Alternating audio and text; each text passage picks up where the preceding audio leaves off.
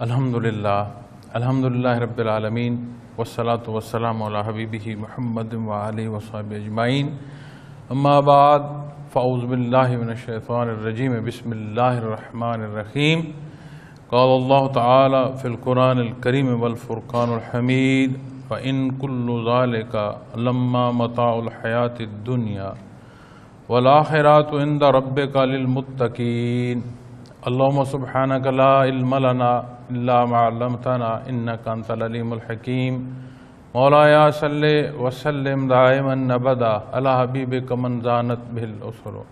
معزز سامعین کرام، السلام علیکم ورحمۃ اللہ۔ آج کی آیا کریمہ جو تلاوت کرنے کی سعادت نصیب ہوئی ہے، اس سے متصل پہلی آیات کریمہ پر پچھلا جو جمعۃ المبارک ہے اس پر بیان کرنے کی سعادت نصیب ہوئی، تو بات رہ گئی تھی جسے تسلسل میں آج اگلے جمعۃ المبارک پر بیان کرنے کی موقع نصیب ہو رہا ہے۔ اس آیا کریمہ میں اللہ جل شانہ نے ارشاد فرمایا ہے، اور یہ سب کچھ دنیا کی زندگی کا سامان ہے، یعنی چند روزہ سامان ہے، اور آپ کے پروردگار کے ہاں آخرت پرہیزگاروں کے لیے ہے۔ یہ سورہ زخرف کی آیات ہیں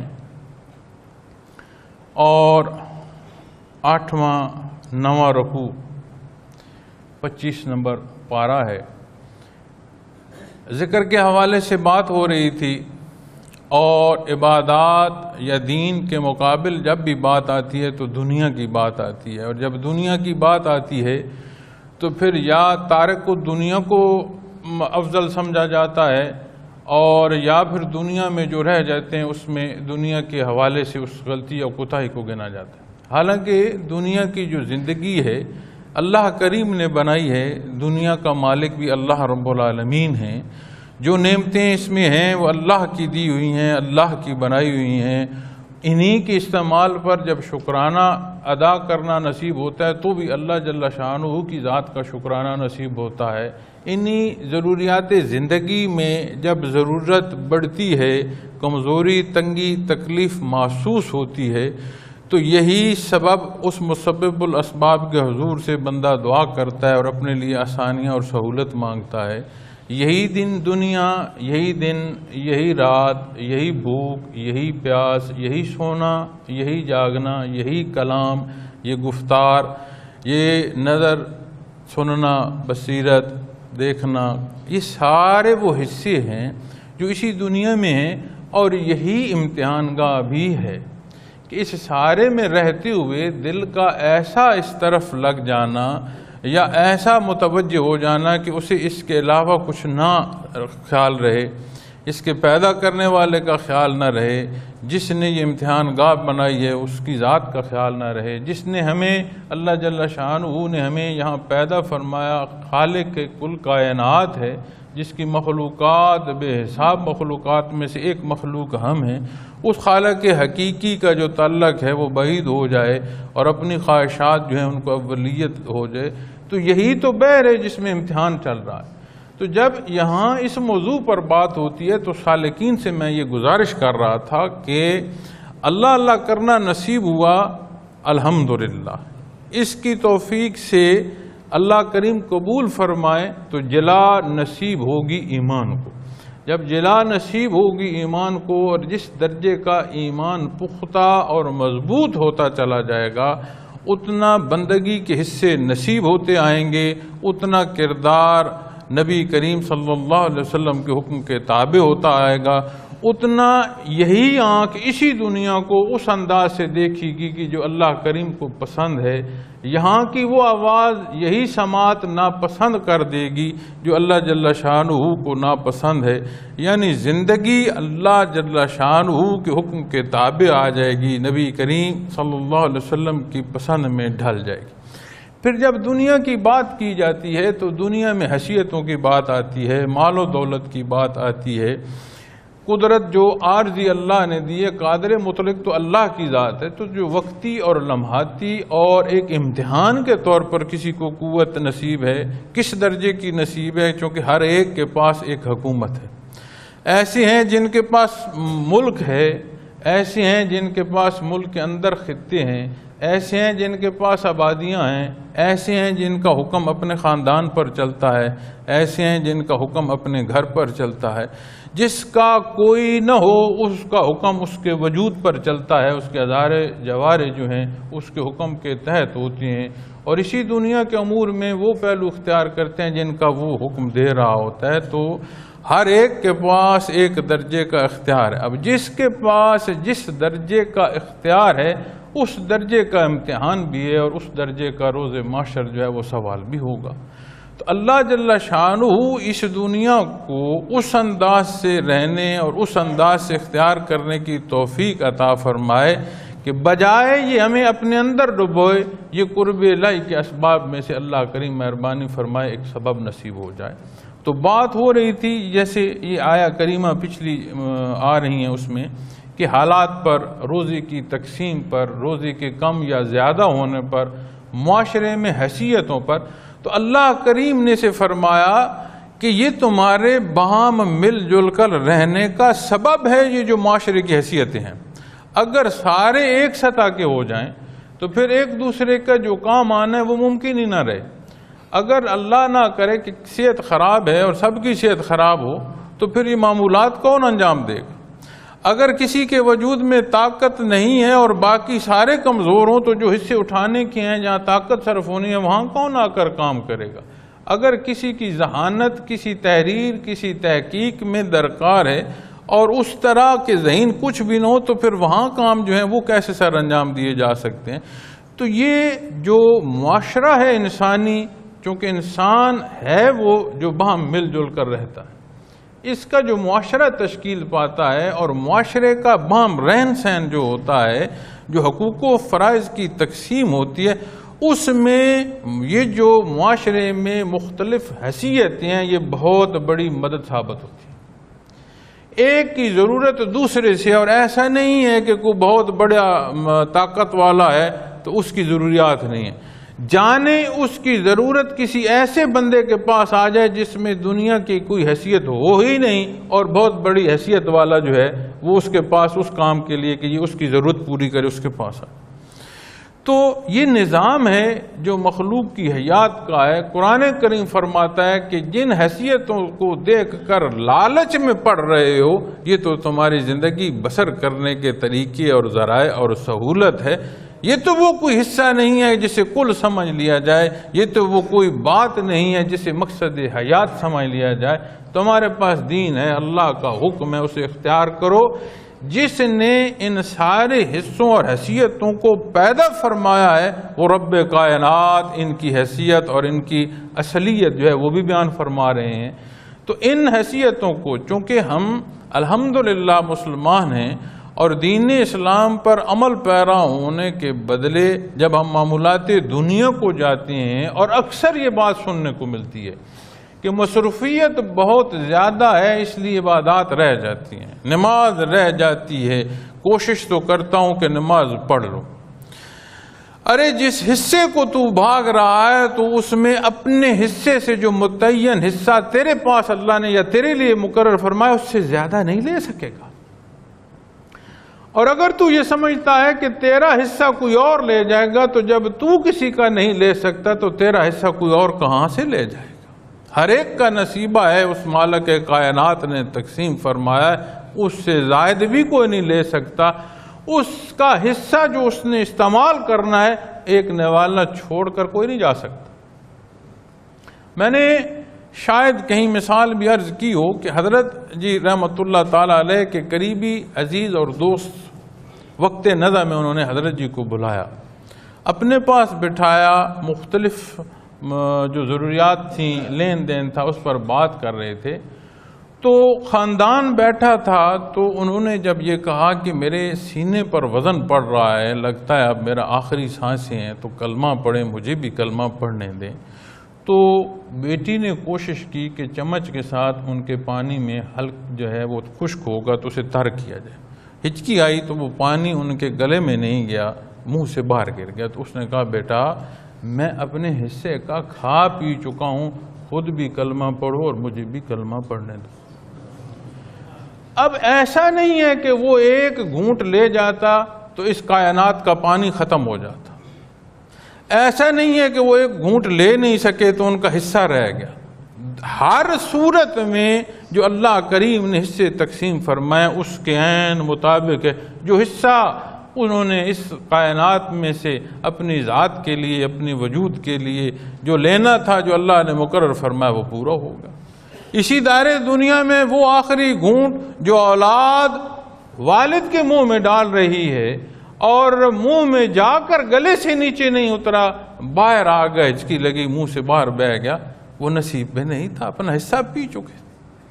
تو جب اسی دنیا کو ہم اس انداز سے دیکھیں گے، جس نے پیدا فرمایا اور جس انداز سے دیکھنے کا حکم دیا، تو پھر تو حقائق سمجھ آئیں گے۔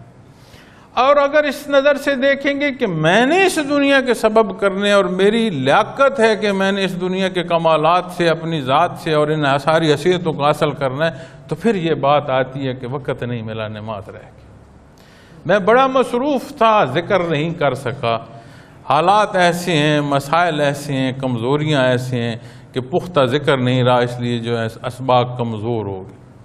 تو قرآن کریم بڑا کھول کر اور بڑا واضح چیزوں کو بیان فرماتا ہے، اور بے شک ایسا فرماتا ہے کہ روز معاشر کسی کے پاس جواز نہیں رہے گا، جواز نہیں چھوڑتا قرآن حکیم، کہ کوئی کہے کہ وہ اس بات پر پتہ نہیں کیا حکم تھا اور میں کیا سوچتا رہا تھا۔ ایک ایک حصوں کو اتنا واضح بیان فرمایا اللہ کریم نے کہ کوئی کسی کے پاس کوئی جواز نہیں ہوگا کہ وہ کہہ سکے کہ دنیا میں جو زندگی ہے وہ اللہ کے حکم کے تحت اختیار نہیں کر سکا، اس کا یہ سبب، کوئی ایسی بات نہیں کہی جا سکتی۔ جواز ختم کر دیتا ہے، رہنمائی کی حدیں وہ جو ہماری ضرورت سے زیادہ ہیں وہاں تک نصیب ہوتی ہیں، یہ اس کا کرم اور احسان۔ پھر انہی حیثیتوں کے ساتھ دوسرا جو آیا کریمہ ہے، اس میں اللہ کریم نے فرمایا وَلَوْلَا أَن يَكُونَ النَّاسُ أُمَّةً وَاحِدَةً لَجَعَلْنَا لِمَن يَكْفُرُ بِالرَّحْمَنِ لِبُيُوتِهِمْ سُقُفًا مِّن فِضَّةٍ وَمَعَارِجَ عَلَيْهَا يَظْهَرُونَ۔ فرمایا یہ احسان ہے، یہاں اللہ نے ایمان والوں پر خصوصی احسان فرمایا یہ تمہارا امتحان نہ بن جاتا کہ تم سارے اسی طرف نہ چلے جاتے۔ جو لوگ حق سے باہر ہیں، جو رحمان کا انکار کر رہے ہیں، جو اللہ جل شانہ کی ذات کا انکار کر رہے ہیں، وہ فرماتا ہے میں دنیا کی اتنی انہیں دولت دیتا، سونے اور جواہرات کے وہ گھر تعمیر کرتے، ان کی سوتیں، ان کی در و دیوار، ان کی مکانات کی سیڑھیاں سونے چاندی اور جواہرات کی ہوتی، جہاں وہ آرام کرتے وہاں بھی سونے کی چیزیں ہوتی، جن سے استعمال کھانے کو کرتے وہ بھی سونے کی ہوتی، اس لیے کہ دنیا کی دولت عند اللہ کوئی حیثیت رکھتی نہیں ہے۔ کتنے دن کوئی اس سونے کو لے کر بیٹھے گا؟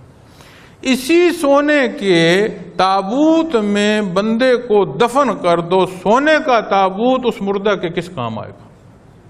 اسی دنیا میں یہ مثالیں موجود ہیں کہ بادشاہ جو دنیا کی حیثیتوں کے تھے، انہیں جب دفنایا گیا تو ان کے ساتھ غلام بھی زندہ دفن کر دیے گئے، ان کے جو خزانے تھے وہ بھی ساتھ دفن کر دیے گئے، ان کو سونے اور چاندی کے جو غلاف تھے ان میں اوڑا گیا، ان کے جواہرات اور ان کے جو ذخائر خزانوں کے تھے وہ بھی ساتھ دفن کر دیے۔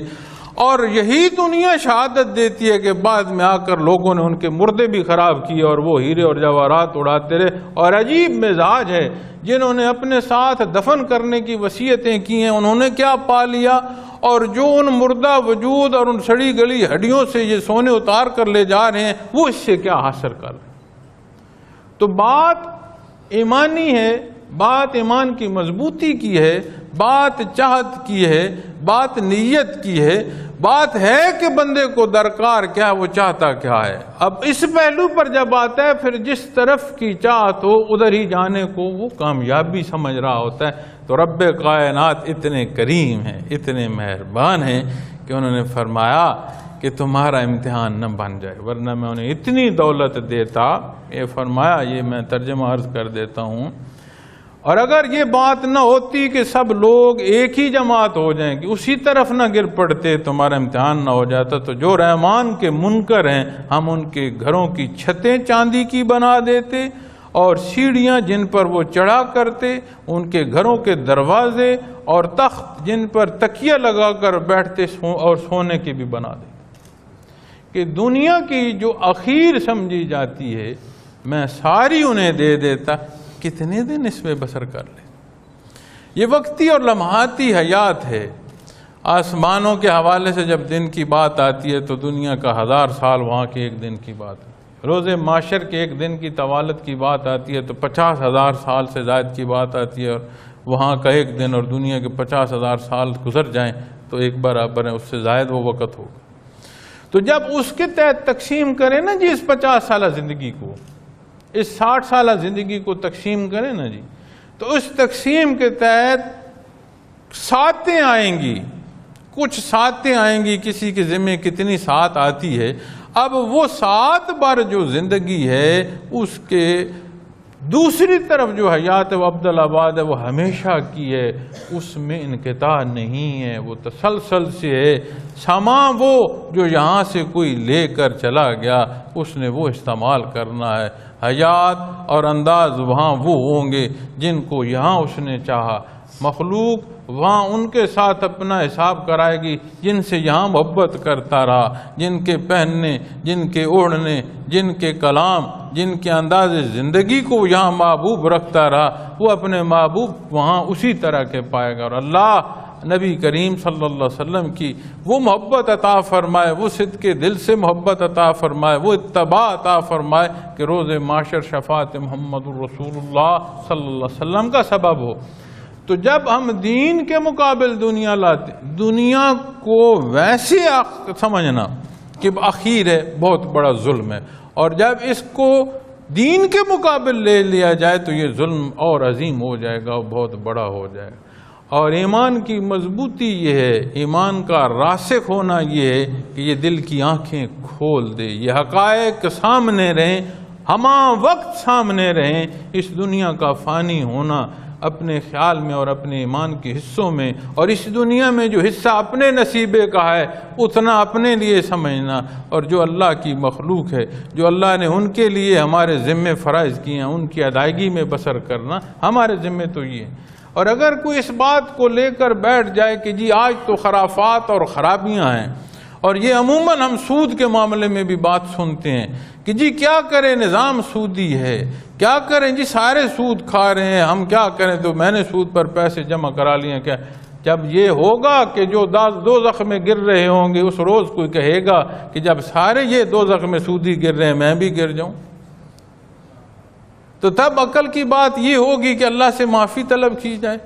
قرآن کریم عطا فرماتا ہے یہ چیزیں کہ تب معافی کی موقع نہیں ہے، آج معافی کا موقع ہے۔ آج اس انداز زندگی کو اختیار کرنے کی ضرورت ہے جو اللہ کی پسندیدہ ہے، جو اللہ کے حبیب نے ایک ایک حصے پر تعلیم بھی فرمائی، رہنمائی بھی فرمائی، مثال بھی فرمائی، تربیت بھی فرمائی۔ اجماع اس حق کے پہنچانے کا اللہ نے سبب بنایا، اس حق کو روز معاشر تک حفاظت الہیہ نصیب ہے۔ کوئی چاہے تو صحیح، وہ ایسا کریم ہے، کوئی چاہے اس کے لیے عمل کرنا سہل اور آسان کر دیتا ہے۔ اب کوئی چاہے نہیں، اس کا ارگائے حیات میں کیا فرق پڑتا ہے، میں ہوں تو کیا ہے، اور اگر میں نہ ہوں تو اس اللہ کی کائنات میں کیا فرق پڑتا ہے۔ میرے ہونے سے کوئی چیز مقصود ہے تو مجھے مقصود ہے، میرے نہ ہونے کا نقصان یا کوئی کمی بیشی ہے تو مجھے ہے۔ رب کائنات کے حضور میری حیثیت کیا ہے؟ یہ تو اس کا کرم اور اس کا احسان کہ مجھے اس نے اپنی عبادت کو پیدا فرما دیا، میں تو تھا نہیں، اس نے مجھے ہونا عطا فرما دیا۔ اور اس کا کرم اور اس کا احسان کہ عبدالآباد حصوں میں مشرف و اسلام کیا کہ یہ اسلام کے حصے اختیار کرو، یہ ایمان کی دولت سمیٹو، ہو میرے، پیدا میرے کیے گئے ہو، دیا میرا کھا رہے ہو، اور میرے انداز سے زندگی اپنی خواہشات کو اس طرف لے آؤ، تمہیں ایسی رضا دوں گا۔ عبدالآباد اپنے مقربین میں رکھ، تمہیں وہ رہائشیں دوں گا جہاں کوئی حسرت نہیں ہوگی، جہاں کسی طلب کے بدلے میں کمی نہیں آئے گی، تیری چاہتوں سے، تیری طلب سے زائد تجھے نصیب ہوتا چلا۔ اب یہ فیصلہ ہمارا ہے کہ ہم اللہ کا احسان، اس کا کرم اور اس کا شکر کہ اس نے اسلام پر پیدا فرمایا، کثیر تعداد ہماری مسلمان پیدا ہے، اور جنہیں نصیب ہوا اللہ ان کے اور بخت کھولے، اس پر عمل کی توفیق نصیب ہو۔ پھر اس نے احسان فرمایا، ذکر کی توفیق نصیب ہوئی۔ ان صدیوں بعد ان کیفی حصوں کو ایسا وہ اس کی ذات تقسیم فرمانے کے سبب دے رہی ہے، عطا کر رہی ہے کہ فناف الرسول کی کیفیات سے لوگ آشنا ہو رہے ہیں۔ ان لطائف اور ان مراقبات کو جو سیکھا سکھایا بیان اور تحریر میں مل رہے ہیں، یہ عام چیزیں نہیں ہیں، یہ بڑا خصوصی کرم اور احسان ہے۔ اس روز سمجھ آئے گی۔ حضرت رحمت اللہ تعالیٰ علیہ بڑے حضرت جی فرمایا کرتے تھے، میاں یہ وہ دولت ہے جس کو خرچ برزخ میں ہوگا تو سمجھ آئے گی کہ یہ کتنی قیمتی ہے۔ اس دولت کو لے کر برزخ میں جانا نصیب ہو گیا تو یہ سکہ وہاں کا ہے، وہاں سمجھ آئے گی کہ اس کے بدلے اللہ کریم کتنے کرم اور احسان فرماتے ہیں، اور اس کے حاصل کرنے کا موقع یہاں ہے۔ تو اللہ کریم نے فرمایا دنیا کی کوئی حیثیت نہیں ہے۔ جس دنیا کو دیکھ کر دین سے دور ہوگے، اس دنیا کو تو اگر تیرا ہی امتحان نہ ہوتا تو میں کافروں کو اتنی دیتا کہ ان کی صدریں اتر جاتی دنیا کی دولت سے۔ نہیں مل رہی کہ تیرا امتحان نہ ہو۔ پھر بات آ جائے اس سے اگلے حصوں میں، جو آج آیا کریمہ میں نے آج تلاوت کی، فرمایا یہ سب کچھ صرف دنیا کی زندگی کا سما، چند روزہ سما ہے۔ ہم خود دیکھ رہے ہیں، ہم شاید ہیں۔ آج کی گلوبلائزیشن جتنی ہے اور آج کا جتنا رابطہ تیز ہے، یہ بھی شہادتیں دے رہا ہے کہ انسانی تاریخ کے واقعات کیا ہیں، اور جو قرآن حکیم نے اقوام سابقہ کی باتیں کیا ہیں۔ آج دور افتادہ گاؤں میں بیٹھا بندہ بھی سکرین پر وہ حالات دیکھ رہا ہے، وہ آبادیاں کیسی تھیں، ان کی تعمیرات کیسی تھیں، وہاں پر جو بستے لوگ ہیں جو رہے ہیں، ان کی ہڈیاں اور ڈھانچے کس صورتوں میں مل رہے ہیں، جو تحقیق سائنس وہاں کر رہی ہے وہ نتائج کیا دے رہی ہے۔ تو ایک ایک حصہ جہاں کی بات کریں وہ شہادت دیتی ہے حق کے حق ہونے کی بات۔ پھر جب آتی ہے وہ آتی ہے میرے اور آپ کے ماننے اور اختیار کرنے کی۔ تو اللہ کریم فرماتے ہیں یہ چند روزہ ساما ہے، کوئی نہ ساتھ لے گیا ہے نہ تم ساتھ لے جا سکو گے۔ تو اس چند روزہ سامان کو اے مسافر تو با منزل کیوں نہ ہو، اس سرے رہا بیٹھ رہے، یہ کون سی عقل مندی ہے؟ مسافر کامیاب تو وہ ہوا، سفر تو اس نے اعلیٰ پایا جس نے منزل کو پایا۔ تو منزل مقصود تو اللہ کی رضا ہے، اللہ کے حبیب صلی اللہ علیہ وسلم کا اتباع ہے۔ تو فرمایا اور آپ کے پروردگار کے ہاں آخرت پرہیزگاروں کے لیے۔ بھائی دوڑ لو دنیا میں جس نے دوڑنا ہے، جو حقائق بنا دیے، بیان کر دیے کہ حقیقت اس کی یہ ہے، اس کے باوجود دوڑنا ہے جس نے پابند نہیں فرمایا، زبردستی نہیں فرمائی کہ ہر ایک اپنا پیشانی اور ماتھا ٹیکے گا اور سبحان ربی الاعلیٰ کہے گا۔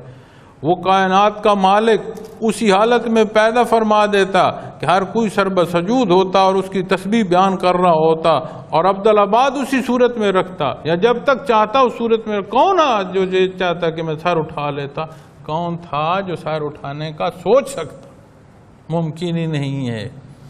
ہم جب اپنا اور اللہ کی طرف تعلق کو دیکھتے ہیں نا، اللہ ہمارے حال پر رحم فرمائے، ہم اپنی عمومی سطح پر دیکھتے ہیں۔ جیسے ہم دوستوں کی دوستیاں، عزیزداروں کی عزیزداریاں، بزرگوں کی شفقت اور بچوں کے پیار ناپتے اور تولتے رہتے ہیں نا، اسی طرح ہم اللہ کے تعلق کو دیکھتے ہیں۔ ہم کہتے ہیں میں نے تو اتنی غلطی کی، اب اللہ ناراض ہو گئے۔ اور میاں سارے جہان کی غلطیاں اور خطائیں اور گناہ اکٹھے کر دے، اس کی صفت جو رحمت کی ہے اس سے باہر چلی جائے گی۔ اور اگر چاہو کہ ہم ساروں نے اس کی خوشنودی کے لیے عمل کرنا ہے تو ہر ایک کا سجدہ کیا اس قابل ہے کہ جو اس کی شان ہے؟ اس کی ذات ہماری سوچوں سے باہر بلند، احاطہ نہیں ہو سکتا، یہ بشر احاطہ کاری کوئی احاطہ نہیں کر سکتا اس کی شان کا۔ تو اس طرف کی خالص نیت کو، ہمارے کمزور سجدوں کو وہ قبول کرے اور توفیق دے، اور دے کہ کوئی سجدہ کرے تو اسے رکاوٹ نہ ہو اس کمزوری کے باوجود۔ یہ تو اس کی شان کریمی ہے، مہربان ہے، رحیم ہے، رحمت کرنے والا ہے۔ اس تعلق کو اس حیثیت سے دیکھنا جیسے ہم اپنی استعداد ذہنی دوسروں کے بارے میں لاتے ہیں، یہ صحیح نہیں ہے۔ جب بھی اللہ جل شانہ کی طرف دیکھنا ہو ان اصولوں کو دیکھو جن کی تعلیم دی ہے محمد الرسول اللہ صلی اللہ علیہ وسلم نے. وہ حدود دیکھو جو کلام ذاتی بیان فرما رہا ہے، مقرر فرما رہا ہے یہ صراط مستقیم ہے، یہ صحیح رستہ ہے. اور وہ فرماتا ہے یہ چند روزہ سامان کے بدلے تو اس کو چھوڑ رہا ہے جو آخرت کا اجر ہے. اور فرمایا وہ ان کے لیے جو پرہیزگار ہوں گے. پرہیز سے مراد صرف یہ نہیں ہے کہ کمزور حصہ چھوڑا جائے. پرہیز صحیح حصے کے استعمال کو اور صحیح عمل کے اختیار کو بھی پرہیز کہتے ہیں. اب کوئی غلط کام نہ کیا جائے یہ پرہیز ہوگی، اور جو صحیح کام اور موقع کے مطابق اور حکم کے تحت کیا جائے یہ بھی پرہیز کے اندر داخل ہوگا. آپ ڈاکٹر کے پاس جاتے ہیں، معالج کے پاس جاتے ہیں، کوئی بیمار ہو تو معالج کے پاس جاتا ہے، کہتے ہیں ڈاکٹر نے کیا پرہیز بتائی؟ کہا یہ کہا کہ نہ کھاؤ اور یہ کہا کہ کھاؤ. یعنی اس مرض کے مطابق علاج کے لیے جو نہ کھانا ضروری ہے اسے چھوڑ دو، اور جو کھانا ضروری ہے اسے کھاؤ، اور یہ دوا لو. تو اس سے مراد کہ پرہیز سے مراد چھوڑنا نہیں، پرہیز سے مراد یہ ہے کہ حکم کے تحت آیا جائے، ان حدود کے تحت آیا جائے جو اللہ نے مقرر فرمائی ہیں. اور یہ وہ حکم ہے جس کی تعمیل وہ فرماتا ہے اس کا اجر آخرت میں میرے پاس ہے، جب تو آئے گا تو تجھے نصیب ہوگا. اور وہ بھلا ہے، اس جیسا دنیا میں کوئی حصہ ہے نہیں. ابتل آباد ہے، ہمیشہ کے حصے ہیں. وَمَن يَعْشُ عَن ذِكْرِ الرَّحْمَنِ نُقَيِّضْ لَهُ شَيْطَانًا فَهُوَ لَهُ قَرِينٌ. اور جسے یہ درکار نہیں ہے، سامان دنیا کی چاہتے ہیں، وہ فرماتا ہے جو رحمان یعنی اللہ کی یاد یعنی قرآن سے آنکھیں بند کر لے، ہم اس پر ایک شیطان مسلط کر دیتے ہیں تو وہ ہر وقت اس کے ساتھ رہتا ہے. اب جو روشنی سے دور ہوگا کہاں جائے گا؟ اندھیرے میں جائے گا. اور اندھیرے میں کوئی دیا جلائے گا تو اندھیرا نہیں رہے گا، روشنی وارد ہو جائے گی. اسی طرح جب کوئی حق پر نہیں رہے گا، حق سے دور ہوگا، اس کی پسند جو ہے وہ ناحق ہوگی، غیر اللہ اس کی چاہتے ہوں گی، اور اپنی ذات اور اپنی انا اس کی اس عبادت میں وہ محو ہوگا. تو یہ کیسے ممکن ہے کہ شیطان اس کا دوست نہ ہو؟ شیطان کو واحد شے روکتی ہے اخلاص، جس کا اس نے خود اقرار کیا، جس کے لیے اللہ نے ارشاد فرمایا. اللہ نے فرمایا تو میرے مخلص بندوں کا کچھ نہیں بگاڑ سکتا. اس نے بھی کہا میں ان سب کو تیرے راستے سے ہٹا دوں گا بار لا، لیکن تیرے مخلص بندوں کو نہیں کچھ کہہ سکتا. یہ قرآن شہادت دے رہا ہے، اسے پڑھیں، اس کے ترجمے اٹھائیں. جب ہم شیطان کے عمل پر کام کر رہے ہوتے ہیں، اس کی ترغیب پر چل رہے ہوتے ہیں، اس کے کہنے پر باتیں کر رہے ہوتے ہیں، تو اس سے مراد یہ ہے کہ نیا خانے دل کو ٹھٹولو، وہاں کو نقص ہے، وہاں خلوص میں کمی واقع ہو رہی. خالص دل، وہ خالص حصہ جسے خالص دل کی کیفیت نصیب ہو، اس قلب میں شیطان اپنی سونڈ نہیں ڈال سکتا. یہ قرآن کریم ارشاد فرما رہا ہے، یہ رسول ارشاد ہو رہا ہے، اللہ کریم رب کائنات فرما رہا ہے، اور شیطان بدبخت بھی کہہ رہا ہے. اس شہادت کو حکم عدولی کی ہے، لیکن جو حقائق ہیں اپنے تکبر میں وہ تو کیا، حقائق کو رد کیسے کر سکتے؟ تو جب یہاں اللہ جل شانہ فرماتے ہیں کہ حقائق تو یہ ہیں، یہ چند روزہ حصے ہیں، گزر جائیں گے. دنیا کی حیثیت عند اللہ ایک مچھر کے پر کی بھی ہوتی تو کافروں کو چلو بھر پانی نصیب نہ ہوتا. تو یہ صورت تو وہ ہے جو نبی کریم صلی اللہ علیہ وسلم نے اس دنیا کی بیان فرمائی. تو وہ فرماتا ہے جو رحمان کی یاد سے آنکھیں بند کر لے. تو یہاں ترجمے میں قرآن کریم ہے، اور رحمان اللہ جل شانہ کی صفت ہے، سامنے اللہ لکھا ہے حضرت جی نے. تو بات یہاں جب اس حصے پر آئے گی تو یہ آیا کریمہ تصوف کے شعبے میں، سلوک کی تحریروں میں اولیاء اللہ کے بیانات میں اس پہلو سے ملتی ہے کہ جو اللہ اللہ کرنا چھوڑ دے گا تو اس کے اندر کیفیات جو قلبی ہیں جب وہ نہیں ہوں گی، جب نور نہیں ہوگا تو شیطان جو ہے اس کو دسترس ملے گی۔ پھر یہ جس شیطان کی بات ہو رہی ہے یہ ایک الگ شیطان ہے جو کردار کے بدلے ملے گا۔ ایک قرین وہ شیطان ہے، حضرت عبداللہ بن مسعود رضی اللہ تعالیٰ عنہ سے مروی ہے کہ نبی کریم صلی اللہ علیہ وسلم نے فرمایا کہ تم میں سے کوئی ایسا نہیں ہے جس کے ساتھ ایک قرین جن یعنی شیطان پیدا نہ ہو۔ ہر بنی نوع انسان کی پیدائش کے ساتھ شیطان کی نسل سے ایک شیطان پیدا ہوتا ہے، اور اس پیدا ہونے والے بچے کے ساتھ اس حیات سے لے کر اس کے مر جانے کے بعد اور اکثر اس کی قبر پر بیٹھا رہتا ہے۔ یہ جو بات عاملین کرتے ہیں نا کہ ہم نے فلاں کی روح بلا لی ہے اور اس سے کلام کر لو، یہاں کم ہے اور ویسٹرن لائف میں زیادہ ہے کہ وہاں عمل ہوتے ہیں، وہ پیسے بھاری بھاری فیسیں لے رہے ہوتے ہیں اور کہتے ہیں تمہارے جو عزیز ہیں یا تمہارے والد ہیں یا تمہارا محبوب ہے یا تمہارا جو تعلق ہے اس کی روح سے بات کراتا ہوں، اور اس کو بلاتے ہیں تمہارا اس سے کلام کراتا ہوں۔ کس درجے کا ہوتا ہے، کیا ہوتا ہے، یہ ایک الگ موضوع ہے، لیکن یہ کوشش کی جاتی ہے۔ اور یہاں پر جو ہمارے آبادیاں ہیں یہاں پر بھی باتیں اس طرح کی ملتی ہیں، کہتے ہیں اس کے پاس موکل ہیں، اور ان موکلین میں یہ بھی بات کی جاتی ہے کہ جو تمہارا عزیز دنیا سے چلا گیا اس سے بات کر لی جائے، اس سے تمہارے متعلق پوچھ لیا جائے، اس کا حال پوچھ لیا جائے۔ تو ایک جہالت کی انتہا ہے، جب بندہ غرق ہوتا ہے تو پھر غرق ہوتا چلا جاتا ہے اور اسی طرح کی خرافات میں دھنستا چلا جاتا ہے۔ تو یہاں حضرت جی رحمۃ اللہ علیہ فرماتے ہیں کہ بندہ کی قبر یا جنت کے باغوں میں سے ایک باغ ہے۔ اب دنیا سے بحالت ایمان بندہ آخرت کو چلا گیا، سفر پر آ گیا، برزخ میں پہنچ گیا، اس جنت سے کون سا عمل ہے دنیا کا کہ اسے پھر وہاں سے یہاں لے آئے اور اس کو چھوڑ کر پھر وہ یہاں آ جائے۔ پھر فرماتے ہیں کہ اللہ معاف کرے، اور اگر کسی نے اپنی قبر کو دوزخ کے گڑھوں میں سے ایک گڑھا بنا دیا تو اس کو وہاں سے فرصت دیں گے؟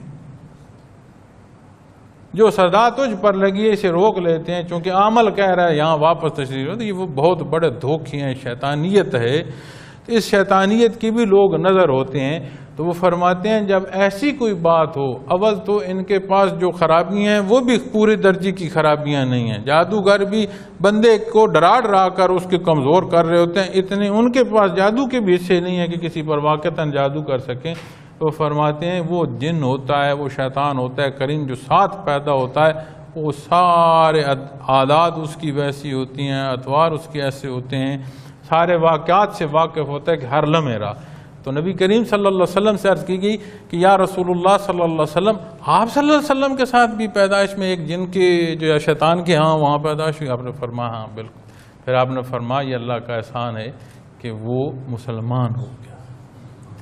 تو اس سے یہ بھی سمجھ آتا ہے کہ مکلف حصوں میں اگر وہ زیادتی اور خرافت میں اس کی نسل بھی قائم ہے، اس نے تو کی، آگے جو کچھ کر رہے ہیں ان کے بھی اختیار میں ہے، اگر وہ اسی خرافات میں جا رہے ہیں تو اپنے اوپر ظلم وہ خود ہی کر رہے ہیں اور دوزخ کا ایندھن بھر رہے ہیں۔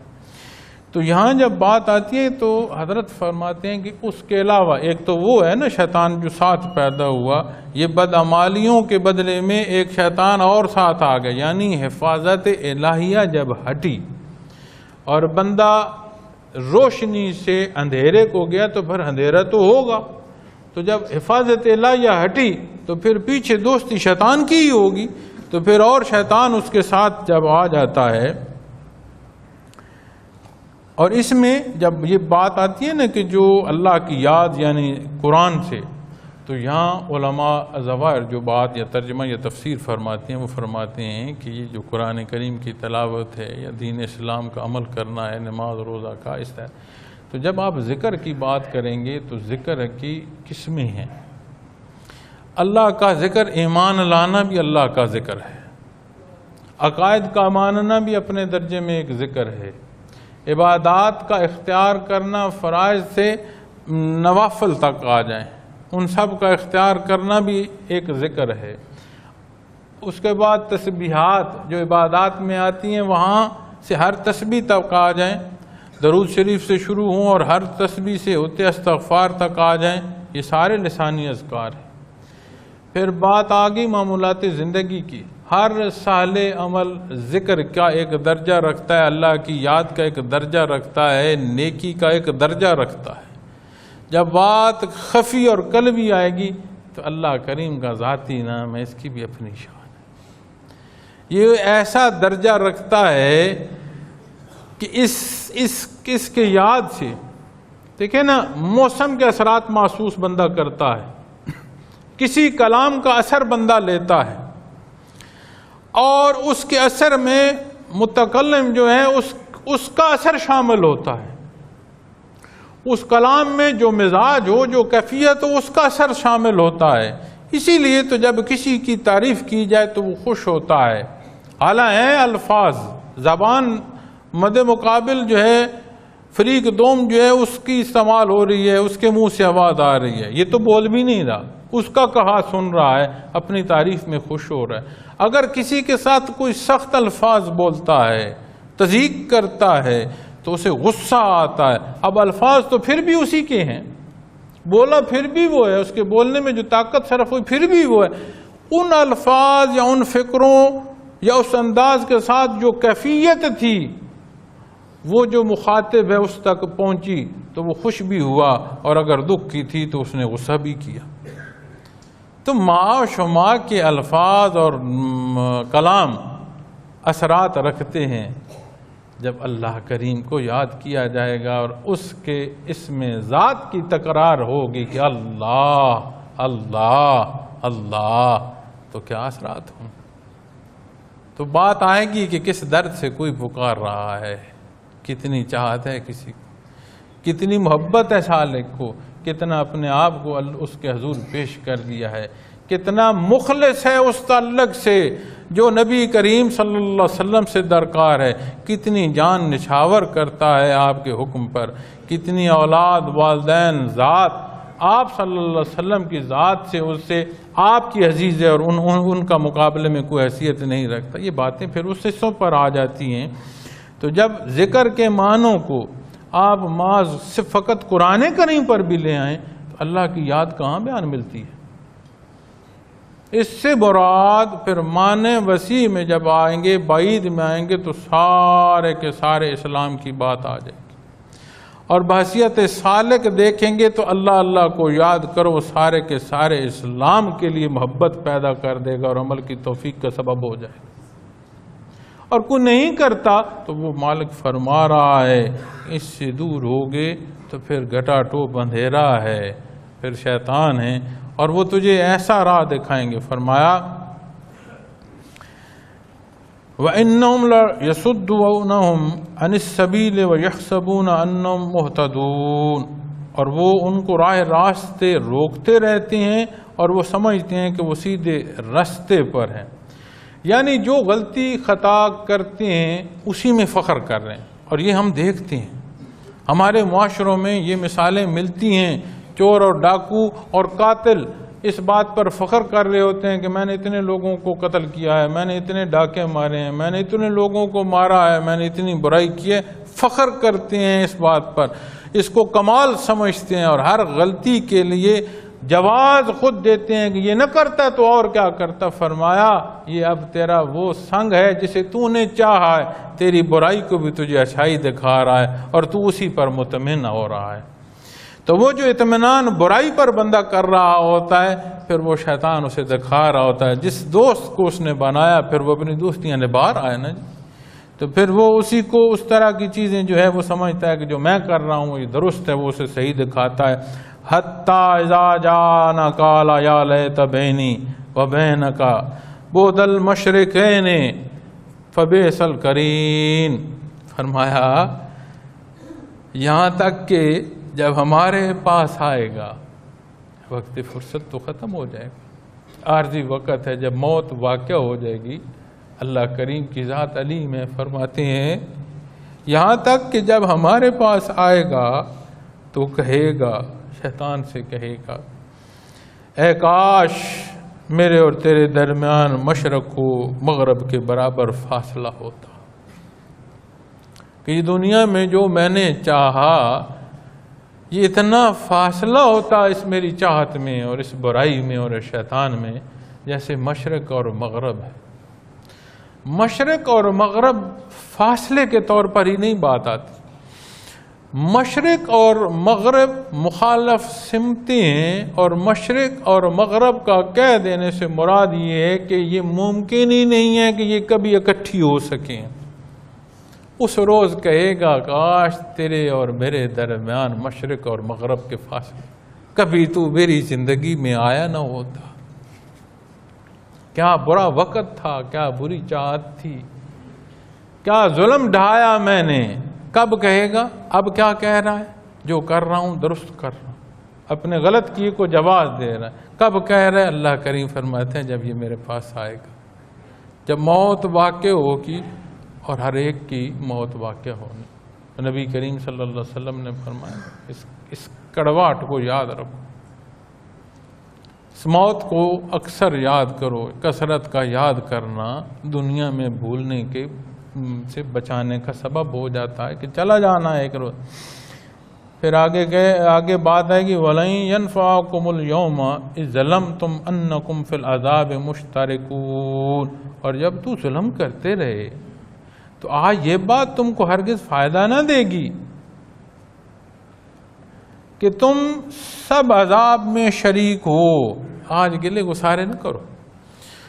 اگر گناہ کرنے والا اور غلطی اور کوتاہی اور شیطان کو دوست رکھنے والا کہے گا کہ اللہ مشرق اور مغرب کے کاش فیصلے ہوتے ہمارے درمیان اور یہ بدبخت میرے ساتھ نہ ہوتا، تو شیطان کے بھی واقعات قرآن میں ملتے ہیں۔ وہ کہتے ہیں بار اللہ میں نے کوئی زبردستی ان سے کرایا، میں نے تو رغبت دی، یہ فیصلے تو انہوں نے کیے ہیں، اس پر عمل کیے۔ اللہ کریم فرمائے گا یہاں اب جھگڑنے کی باتیں نہیں ہیں، فرصت کے لمحے تم دونوں فریقین بھگتا آئے ہو، ختم کر آئے ہو، اب نہیں ہے تمہارے پاس۔ فرمایا اب دونوں سزا عذاب بھگتو، جاؤ جو کر لائے ہو اسے بھگتو۔ پھر آگے فرمایا افانت تسمع الصم او تهدی العمی ومن کان فی ضلال مبین، تو کیا آپ بہروں کو سنا سکتے ہیں یا اندھوں کو راستہ دکھا سکتے ہیں یا ان لوگوں کو جو واضح گمراہی میں، یعنی ان حدوں کو جو پہنچ گئے، جو آخرت میں جا کر یہ باتیں کریں گے کاش ایسا نہ کیا ہوتا، تو اللہ فرمائے گا یہ وہ باتیں ہیں جب فرصتی تم نے ظلم کو چاہا، ظلم کو اختیار کیا۔ پھر وہ لوگ دنیا میں ان کے حالات پر اللہ کریم نبی کریم صلی اللہ علیہ وسلم کو فرما رہے ہیں کہ یہ آپ کو دیکھ ہی نہیں پا رہے۔ اگر کسی کو یہ دیکھنا نصیب ہو جائے کہ یہ محمد الرسول اللہ صلی اللہ علیہ وسلم ہیں تو کنکر بھی درود و سلام پڑھ رہے تھے۔ تو جس کا کفر اس شدت کا ہو، جو اپنی انا میں آ جائے اور حق کو حق نہ مانے، اسے قرآن اندھا فرما رہا ہے۔ یہ قرآن کریم کلام ذاتی ہے اور لبھا محمد الرسول اللہ صلی اللہ علیہ وسلم سے عطا ہوا ہمیں۔ ایسی خوشبخت محافل ہوں گی جہاں اللہ کے حبیب نے اسے تلاوت فرمایا ہوگا، وہ خوش نصیب کان اور وہ خوش نصیب ہستیاں ہوں گی جنہوں نے لبھا محمد الرسول اللہ صلی اللہ علیہ وسلم سے اسے سماعت فرمایا، اس حق کو بیان رحمت للعالمین فرما رہے ہیں، اور ایسے بدبخت جو اسے سمجھ نہیں رہے، رب کائنات فرماتا یہ بہرے ہیں، یہ سن سکتے ہی نہیں ہیں جب یہ اے میرے حبیب تیرا کلام نہیں سن رہے، میرے ارشاد کو نہیں سمجھ رہے، یہ اندھے ہیں، یہ بہرے ہیں۔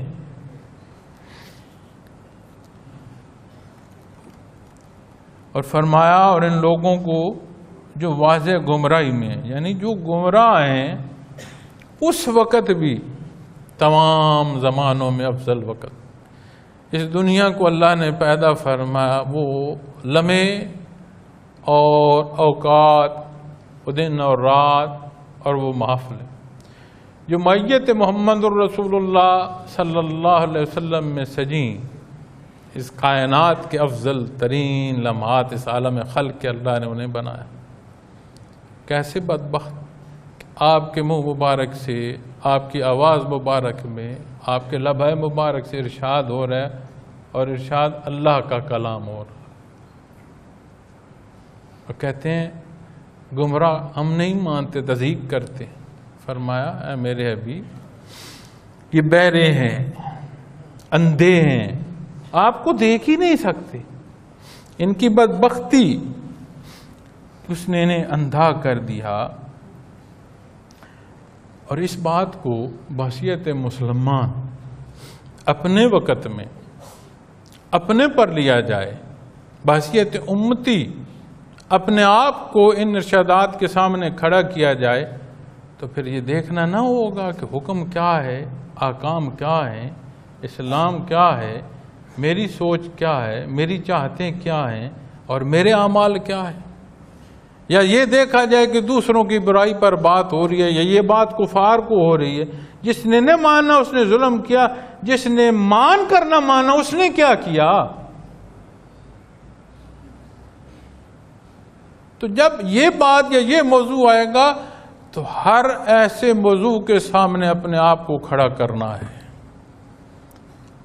اور خالص نیت سے ذکر کا کرنا، لطائف و مراقبات کا راسخ ہونا، یہ پردے چاک کر دیتا ہے۔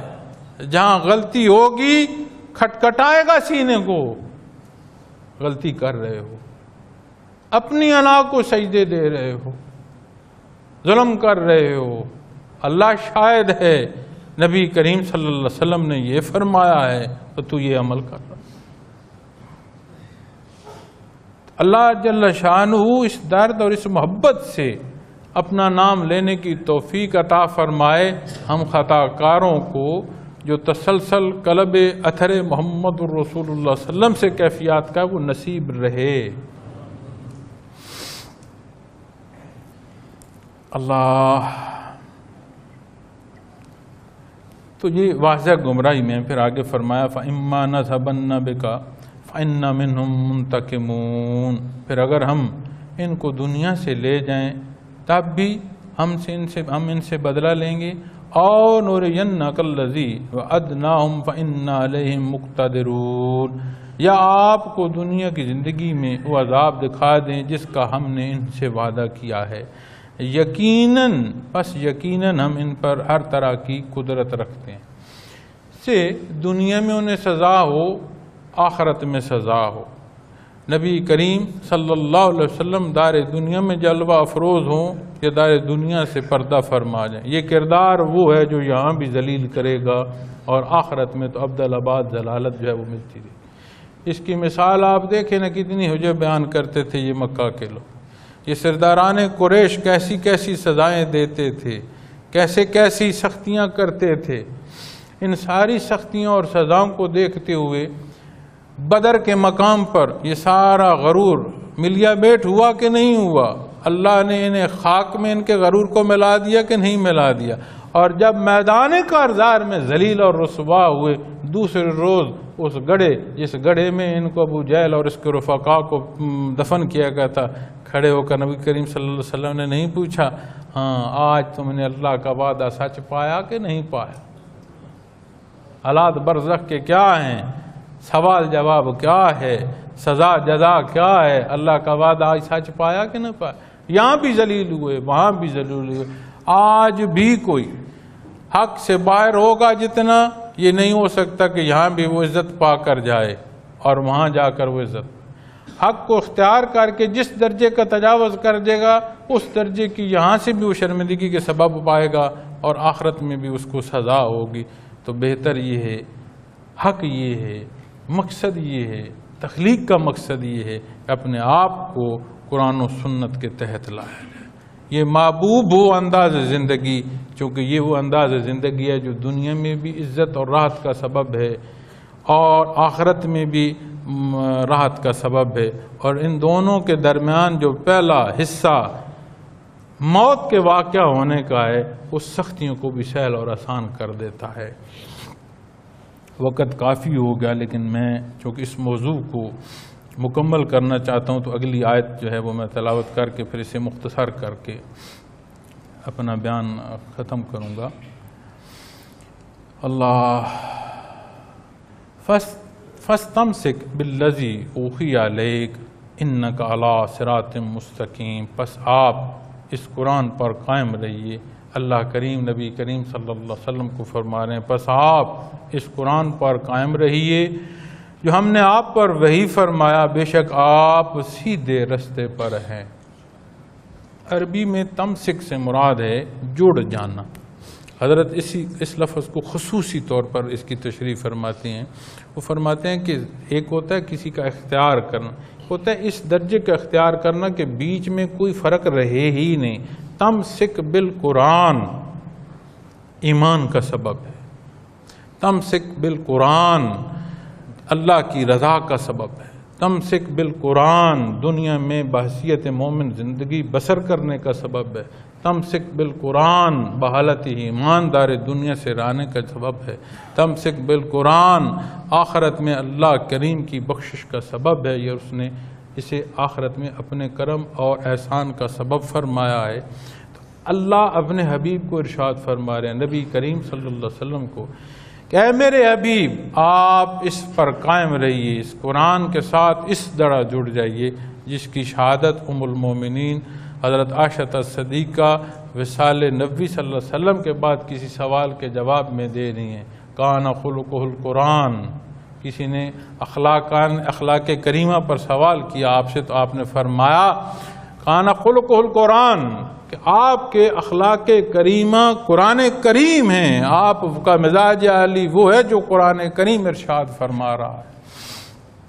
تو جب امت محمد الرسول اللہ صلی اللہ علیہ وسلم کی بات ہوگی تو جب اللہ اپنے حبیب کو فرما رہے ہیں اصول و ضوابط کو اختیار کرو، یہ وہ باتیں ہیں جو معاشرے میں بہتری کے سبب ہوتے ہیں۔ آج ہم اپنے معاشروں کو دیکھتے ہیں تو لا قانونیت کا گلہ کرتے ہیں، حقوق و فرائض کی عدم جو ہے پورا کرنا اس پر بات کرتے ہیں، سیاست پر بات کرتے ہیں، ایک دوسرے کی سوچوں پر جھگڑتے ہیں۔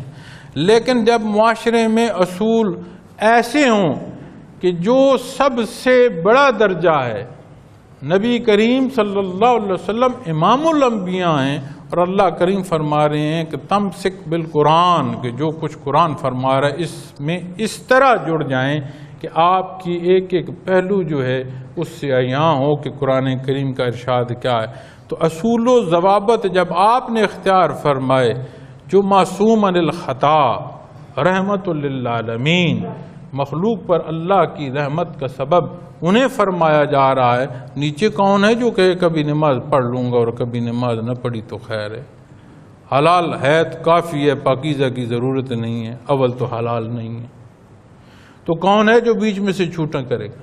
اسی طرح اسی اصول کو کسی دنیا کے معاشرے پر لاگو کر لیں، اپنے اسی وطن عزیز کی بات کر لیں۔ اسی وطن عزیز میں اگر اس قانون کا کوئی جو قانون ہے اس کا اطلاق سربراہ مملکت پر ہوگا تو نیچے عام آدمی تک کوئی بھی جو ہے وہ قانون سے باہر نہیں جا سکے، اور جب عدل ہوگا اور عدل میں مساوات ہوگی تو پھر معاشرہ خوبصورتی میں پنپے گا، ایک دوسرے کے حقوق و فرائض پورے ہوں گے، جھگڑا نہیں ہوگا۔ اور ضمناً یہ بات آ گئی، اگست کا مہینہ ہے، 14 اگست ہمارا یوم آزادی ہے، اور 14 اگست 1947 کی جب بات کی جائے تو جب یہ معاہدہ ہو رہا تھا اس معاہدے میں پاکستان کے حصے میں 15 اگست آیا تھا اور بھارت کے حصے میں 14 اگست آیا تھا۔ تو جو بھارت کے مذہبی پیشوا تھے انہوں نے کہا تھا کہ یہ 14 کا جو دن ہے یہ اشبھ ہے، ہمارے لیے اچھا نہیں ہے، تو اسے تبدیل کرو، تو ہمیں 14 اگست دیا گیا اور 15 اگست یوم آزادی بھارت کو دیا گیا، اور لاکھوں ہمارے بہن بھائی قربان ہوئے، ہزاروں لاکھوں عزتیں تعطار ہوئیں، ساری جہد کی گئی، لیکن اس کے ظہور پذیر ہونے اور اس کے تعمیر ہونے میں جو مخلوق کے خون اور وجود اور ہڈیاں اور عزتیں لگیں، وہ تب اس بات میں طاقت آئی جب یہ کہا گیا کہ پاکستان کا مطلب کیا؟ لا الہ الا اللہ محمد الرسول اللہ۔ اور کیوں نہ کہتے بھارت کے مذہبی پیشوا 14 اگست کو شبھ، اس لیے کہ وہ مسلمانوں کو اللہ نے عطا فرمائی 27ویں رمضان المبارک تھی۔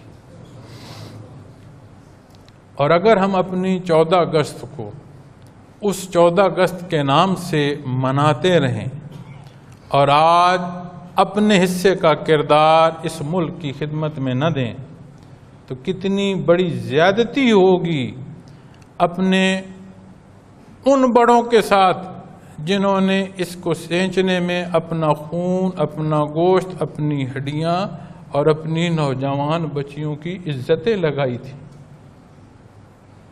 آج یہ میرا پاکستان ہو، آج یہ آپ کا پاکستان ہو، آج یہاں آپ کی پسند کے قانون ہو، آج یہاں میری پسند کے قانون ہو، جس بات پر لوگ قربان ہوئے وہ اصول کیوں نہ ہوں۔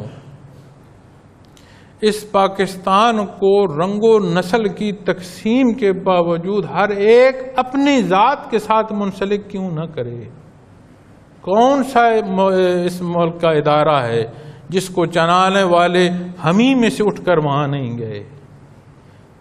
کون سا ایسا حصہ ہے جس کے پاس اختیار ہے اور اس اختیار کا جو استعمال کرنے والا ہے وہ ہم ہی میں سے اٹھ کر نہیں گیا؟ اور وہاں سے جب کوئی بھی فارغ ہوتا ہے واپس ہم ہی میں نہیں آتا۔ یہی حکمران تھے نا جی جو آج جیل میں ہیں، کل یہ حکمران تھے نا جی۔ آج کہاں ہیں؟ جہاں جیل میں قیدی ہیں وہیں ہیں نا جی۔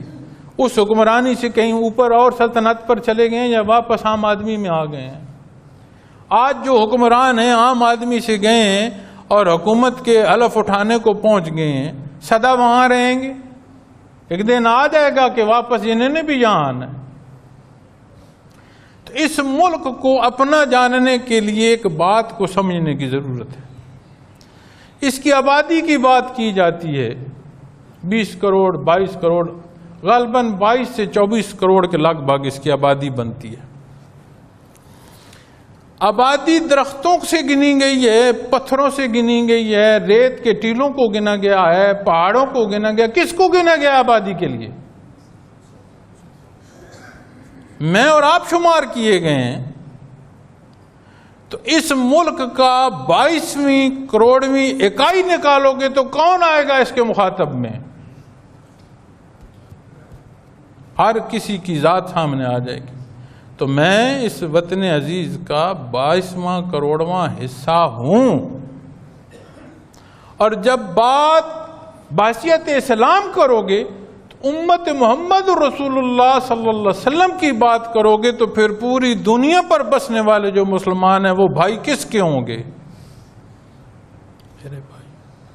اور جب بات عمل صالح کی کرو گے، اس کردار کی کرو گے کہ لوگ دیکھ کر مسلمان ہوں، تو پھر کفار تک اعلیٰ کردار کی مثال کس نے دینی ہے؟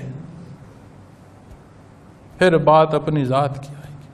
آؤ یہاں سے ابتدا کریں، یہ ہمارا ملک ہے، اللہ نے ہمیں 27ویں رمضان المبارک کو دیا ہے۔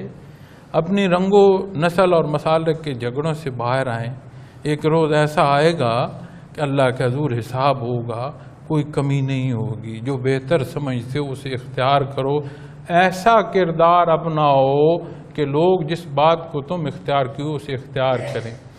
ہم اپنے حصے کا کردار اپنے ملک کی تعمیر میں، اپنے مسلمان بھائیوں میں بام اتفاق اور اتحاد کے لیے اختیار کریں، اس لیے نہیں کہ کوئی ہماری زندہ باد کے نعرے لگائے، اس لیے کہ اللہ راضی ہو، اس لیے نہیں کہ کوئی دیکھ رہا ہے اور میری واہ واہ، اس لیے کہ میرا اللہ شاہد ہے۔ کیسے کروں؟ ایسے نہیں جو مجھے پسند ہے، ایسے جو محمد الرسول اللہ صلی اللہ علیہ وسلم نے بتایا۔ اگر کوئی اختیار کرے گا، قرآن کریم یہ آیت جو آج کی ہماری آیات ہیں اس میں بیان فرما رہا ہے حقائق، چاہو دنیا کو جس نے چاہنا ہے اور پھر اسے سنبھال رکھنا، کب تک سنبھال رکھو؟ آؤ گے وہاں آؤ گے تو تمہیں کیا درکار ہے، یہ بھی بیان فرما رہا ہے۔ اپنے حبیب کو تمسک بالقرآن کا ارشاد فرمایا جا رہا ہے۔ تو اپنے کردار، اور میں اپنے تمام جو نظام ہیں، سلسلہ نقش بندیہ اویسیہ، یہ ہمارا گلوبلی نظام ہے۔ الحمدللہ دنیا کے کونے کونے میں ذکر ہو. اس کی ذیلی تنظیمیں ہیں، تنظیم الاخوان ہے، تنظیم الاخوات ہے، الفلاح فاؤنڈیشن ہے، سکارا ایجوکیشنل انسٹیٹیوشن ہے، ماہنامہ المرشد ہے. ویب سائٹ پر جتنے شعبے ہو رہے ہیں الحمدللہ ہم بغیر کسی اناؤنسمنٹ کے جتنی خدمت بحیثیت مسلمان، بحیثیت پاکستانی، بحیثیت امت محمد رسول اللہ صلی اللہ علیہ وسلم ادا کر سکتے ہیں، کرتے چلے جا رہے ہیں. اللہ اس میں ہمیں استقامت عطا فرمائے، ہم تمام کو توفیق عطا فرمائے، اور ہمارا خاتمہ بالخیر اللہ کے اسی حکم کے تحت، نبی کریم صلی اللہ علیہ وسلم کی اسی رہنمائی کے تحت ہو. ہماری وہ کامیابی ہے. ہمیں کسی نے کہہ دیا کہ تم بڑے نام کے ہو، تم بڑے رتبے کے ہو، تمہاری بڑی شناسائی ہے، ہمیں بھائی وہ نہیں چاہیے. ہم سے ہمارا اللہ راضی ہو، ہمیں نبی کریم صلی اللہ علیہ وسلم کا اتباع نصیب ہو، ہمیں یہ درکار ہے. اس سے باہر کوئی چیز نہیں چاہیے. تو میں تمام سلسلہ عالیہ کے خواتین و حضرات سے، سامعین سے، جو پڑھیں گے ان سے عرض کروں گا، بہم جھگڑوں اور تلخیوں میں نہ پڑو. بڑی خرابی پہلے ہے ہمارے معاشرے. اپنے حصے کا بہتر کردار ادا کرو، اور اس لیے کرو کہ اللہ راضی ہو اور وہ شاہد ہے، اس کے حضور جانا ہے. اپنے ذکر کو مضبوط کرو. یہ لمحہ لمحہ، لہجہ لہجہ تمہارے خیالات تمہارے سامنے واضح رکھے گا. جہاں غلطی ہوگی اس کی بھی نشاندہی کر دے گا، جو بہتری ہوگی اس کی رغبت دے گا. اللہ اسی بات کو اللہ کریم نے فرمایا انک علی صراط مستقیم وانہ لذکر لک لقومک وسوف تسألون. اور یقیناً یہ قرآن، یہ دیکھو اللہ کریم مخاطب فرمایا امت محمد رسول فرمایا، اور یقیناً یہ قرآن آپ کے لیے اور آپ کی قوم کے لیے نصیحت ہے. اور نبی کی قوم اس کی امت ہوتی ہے جس کی طرف اسے مبعوث کی جاتی ہے، جس کی طرف ان کی بعثت ہوتی ہے وہ ان کی قوم ہوتی ہے. اور اللہ نے ہمیں نبی کریم صلی اللہ علیہ وسلم کی قوم میں مخاطب فرمایا ہے. اب میرے اور آپ کا کردار ہے کہ ہم اپنے آپ کو اس قوم میں شامل کرتے ہیں یا وہاں سے باہر نکالتے ہیں. فرمایا نصیحت ہے تمہارے لوگ اسے اختیار کرو. اور اس کے آگے فرمایا اور لوگوں تم سے بہت جلد پوچھا جائے گا. ہر ایک نے وہاں آنے. اللہ رب العالمین ہماری کمی بیشی معاف فرمائے، صدقے دل سے دین کو سمجھنے، سیکھنے اور عمل کی توفیق عطا فرمائے. وآخر دعوانا الحمدللہ.